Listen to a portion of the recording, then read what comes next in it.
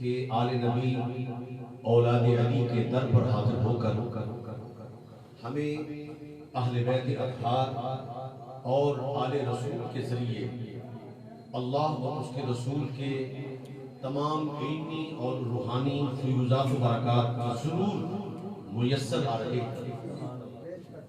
لہذا جو بات آپ کو سمجھانا چاہتا ہوں زیادہ مجھے کوشش نہیں ہوگی کہ آپ کو سمجھاؤں۔ ہمارے نزدیک حضور نبی اکرم تاجدار کائنات صلی اللہ تعالی علیہ وآلہ وسلم کی ازواج مطہرات پوری امت کی ماؤں کا مقام رکھتی ہیں، کیونکہ قرآن نے یہ فیصلہ کر دیا وَأَزْوَاجُهُ أُمَّهَاتُكُمْ۔ اے میرے محبوب صلی اللہ تعالی علیہ وآلہ وسلم، جو تمہاری ازواج ہیں وہ ان تمام کی مائیں ہیں۔ اس میں صحابہ اکرام ہوں، اس میں تابعین ہوں، تبع تابعین ہوں، صدیقین ہوں، شہداء ہوں، صلحاء ہوں، اولیاء ہوں، علماء ہوں، قیامت تک جتنی بھی امت مصطفیٰ آئے گی ان تمام کی وہ مائیں ہیں۔ دوسرا، تاجدار کائنات صلی اللہ تعالی علیہ وآلہ وسلم کی معیت میں جو لوگ بیٹھے اور صحابہ اکرام بن گئے، حضور نبی اکرم صلی اللہ تعالی علیہ وآلہ وسلم کی معیت میں بیٹھنے کی نسبت کی وجہ سے بڑے بڑے علماء گزرے ہیں، بڑے بڑے فقہاء گزرے ہیں، جنہوں نے کتابوں کے ذخیرے لکھ لکھ کے بڑی بڑی کاوشیں کی ہیں، بڑا علم لٹایا ہے، مگر ایک سب سے ادنا ہم نہیں کہتے مگر سب سے کم عرصے حضور کی معیت رہنے والا صحابی رسول، جس نے حضور سے صرف لا الہ الا اللہ محمد رسول اللہ سیکھا ہو اور حضور کو دیکھا ہو، اس کے مرتبے اور مقام کو نہیں پہنچ سکتا۔ ہم اس بات کا ادراک کرتے ہیں۔ اب کم و بیش 2 لاکھ خاندان صحابہ اکرام کے حضور علیہ السلام کے سامنے ہیں اور حضور مخاطب ہیں، کیا فرماتے ہیں کہ اے لوگوں، میں تمہارے درمیان 2 چیزیں چھوڑ کے جا رہا ہوں۔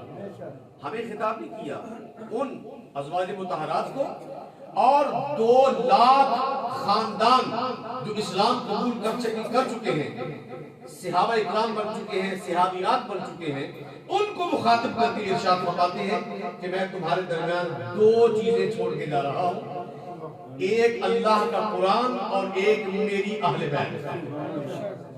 توجہ ہے بھی، یعنی ان ازواج مطہرات اور ان اصحاب کرام کو حضور نبی اکرم صلی اللہ تعالی علیہ وآلہ وسلم اپنی طرف سے جو مقام، جو منزل اور جس چیز کی تقلید کا ارشاد فرما رہے ہیں، وہ 2 چیزیں ہیں کہ میں تمہارے درمیان ایک اللہ کا قرآن چھوڑ کے جا رہا ہوں اور ایک اپنی اہل بیت چھوڑ کے جا رہا ہوں۔ ایک اور مقام پر ارشاد فرمایا کہ میں تمہارے درمیان ایک اللہ کا قرآن چھوڑ کے جا رہا ہوں، ایک اپنی سنت چھوڑ کے جا رہا ہوں۔ ہم اہل سنت وہ ہیں جو صحابہ اکرام رضوان اللہ تعالی علیہ اجمعین اور ازواج مطہرات پر اہل بیت اطہار حضور علیہ السلام کی سنت اور قرآن مجید کو مقدم اس لیے جانتے ہیں کہ ازواج مطہرات اور صحابہ اکرام بھی پابند ہیں کہ وہ قرآن کی تقلید کریں، وہ اہل بیت کی تقلید کریں اور حضور کی سنت کی تقلید کریں۔ اس کا مطلب یہ ہوا کہ کائنات کی تمام مخلوقات میں اور انبیاء و مرسلین کے بعد اگر کوئی افضل ترین ہستیاں ہیں تو وہ قرآن ہے، وہ میرے رسول کا عمل ہے اور وہ میرے رسول کی اہل بیت ہے۔ یہ 3 چیزیں ایکول ہیں، برابر ہیں، مساوی ہیں۔ حاضرین محترم، اگر ان 3 سب سے اعلیٰ چیزوں میں سے آپ یہ سوال کریں کہ سب سے بہترین چیز کیا ہے تو وہ میں آپ کو بتانے لگا ہوں۔ توجہ ہے، آپ کو سمجھانے کی زیادہ ضرورت نہیں پڑے گی۔ یہ مجمع بھلے بہت کم ہے مگر معیت چونکہ علم کے باہر سے ہے، یہاں پر علم و حکمت کے خزانے لٹائے جاتے ہیں، معرفت کے خزانے لٹائے جاتے ہیں، سمجھ، عقل اور شعور اتنی تیز رفتاری سے عطا کیا جاتا ہے کہ بڑی سے بڑی مشکل بات بھی آپ بڑی آسانی سے سمجھ جاتے ہیں۔ تو توجہ کیجئے، اگر قرآن، اہل بیت اور سنت میں سے اگر کسی نے سوال کرنا ہے کہ ان میں ممتاز کیا ہے، تو حاضرین محترم میرے اللہ نے یہ ارشاد فرما دیا، اِنَّا أَعْطَيْنَاكَ الْكَوْثَرَ۔ کچھ لوگ یہ سمجھتے ہیں کہ یہ جو لفظ کوثر ہے اس کا معنی حوض کوثر ہے۔ ارے نہیں، ان الذین آمنوا وعملوا الصالحات فلہم اجر غیر ممنون۔ اللہ فرماتا ہے جو ایمان لاتے ہیں، اعمال صالحہ کرتے ہیں، ان کے لیے میں نے اجر ممنون رکھا ہے۔ ایسا اجر رکھا ہے کہ جس کا کوئی اندازہ ہی نہیں کر سکتا۔ تو جب رسول پر احسان کر رہا ہو تو صرف حوض کوثر؟ سمجھ آ رہی بات کی؟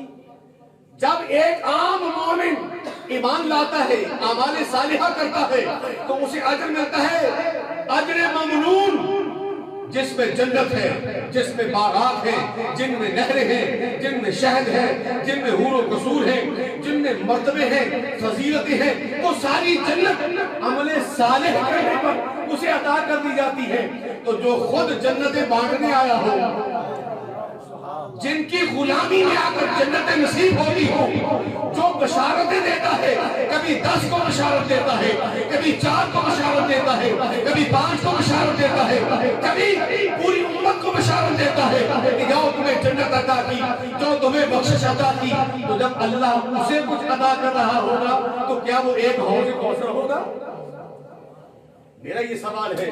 تو جواب آتا ہے، ارے جنت جس میں کوثر بھی ہے، جس میں حور و غلمان بھی ہے، جس میں عزتیں بھی ہیں، باغات بھی ہیں، دودھ کی نہریں ہیں، شہد کی نہریں ہیں، شربت کی نہریں ہیں، یہ تو میرے مصطفیٰ کی بارات سے تقسیم کرتے ہیں۔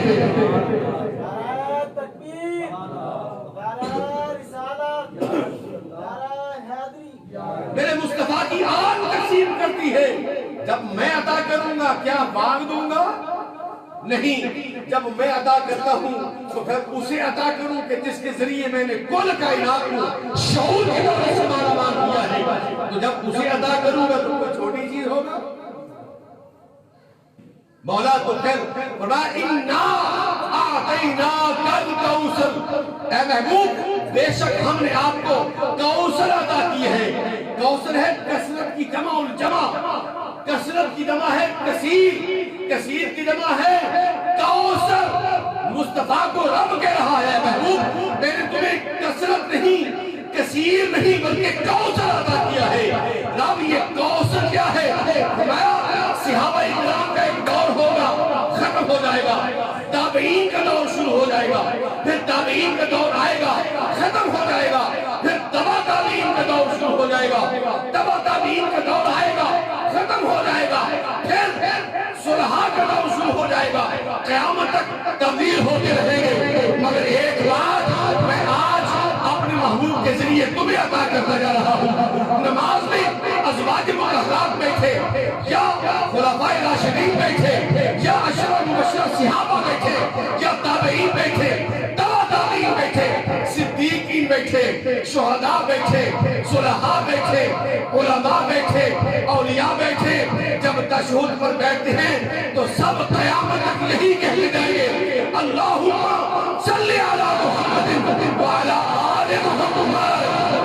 سبحان اللہ، سبحان اللہ۔ اے محبوب میں تیری آل پر قیامت تک درود ادا کرتا ہوں۔ اے محبوب ہر مکتبہ فکر کا دور آئے گا، چلا جائے گا، مگر تیری آل کا دور ایسا ہے کہ ازواج مطہرات صحابہ اکرام سے شروع ہوتا ہے اور قیامت تک کے مومنین ہر نماز میں اللہم صلی علی محمد وعلی آل محمد کما صلیت علی ابراہیم وعلی آل ابراہیم پڑھتے رہیں گے۔ جب پڑھیں گے تو یہ دعا اور پھر یہی مقام نہیں، خود میرے مصطفیٰ بھی بیٹھ کر یہی پڑھتے ہیں، اللہم صلی علی محمد وعلی آل محمد۔ آج آپ کو سمجھ آ گئی ہوگی کہ ہم نماز کے درود میں جو مصطفیٰ نے عطا کیا اس میں ازواج مطہرات کا ذکر کیوں نہیں کرتے؟ اس میں صحابہ کرام کا ذکر کیوں نہیں کرتے؟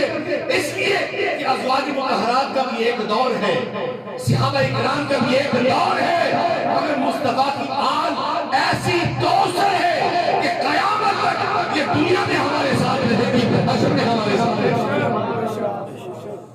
مجھے امید ہے کہ آپ کو یہ نکتہ سمجھ آ گیا ہوگا۔ اِنَّا آتَيْنَاكَ الْكَوْثَرَ۔ حضور وقت چونکہ کم ہے اس لیے آج اتنا ہی سبق یاد رکھیے گا کہ انبیاء و مرسلین کے بعد ہمارے سامنے تین سب سے افضل اور معتبر چیزیں ہیں: اللہ کا قرآن، رسول اللہ کی سنت اور مصطفیٰ کی اہل بیت۔ اور ان میں اگر منفرد، ممتاز اور اعلیٰ ہے تو وہ کوثر ہے، اور کوثر ہے آل، اور آل شروع کہاں سے ہوتی ہے؟ مولا علی سے اور سیدہ سائرہ نبی سے۔ جو ان دونوں کی اولاد ہے وہ آل ہے۔ دعا ہے کہ اللہ رب العزت ہمیں اس کوثر کا معنی سمجھنے کی توفیق عطا فرمائے کہ یہ کوثر کہاں سے شروع ہوتی ہے۔ کھڑے ہو جائیے، درود و سلام کیا۔